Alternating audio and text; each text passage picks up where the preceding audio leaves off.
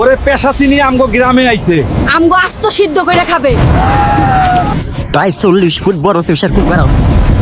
কেউ চেষ্টা ছিল এমনি খবর ধরে রে। ওই কত বড় হাড্ডি।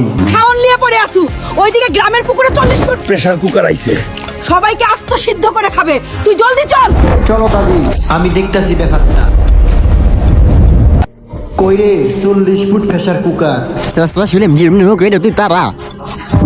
কত বড় প্রেসার কুকার। এইটা তো আমি অর্ডার দিয়ে আনছি। যেহেতু লোকজন ভয় পাইছে, এই সুযোগে কিছু হাদিয়া নেওয়া যাক। শুনো, এটা হচ্ছে ডাইনির প্রেসার কুকার। সেইটা আনছে মূলত সবাইকে এটা দিয়ে রান্না করে খাবে। এইটা থাকলে আমরা কিভাবে বাঁচবো রে চেষ্টা ছিল। এই ডাইনির হাত থেকে বাঁচতে হলে 4টা গরু আর 2টা খাসি লাগবে, তাইলে এই ডাইনি চলে যাবে। আচ্ছা চেষ্টা সেলিম, আমরা আনতাছি, তুমি দাঁড়াও। এই নাও চেষ্টা সেলিম। এখন সবাই চলে যাও, ঘরের দরজা বন্ধ করে সবাই ঘুমিয়ে পড়ো। আমি ডাইনি তাড়াইতেছি। তাড়াতাড়ি চলো, সাবধানে থাইকো। বোকা গ্রামবাসী, আর আজকে যাই গরুর মাংস আর খাসির মাংস দিয়ে খাবো। ইয়াহু খানা খা।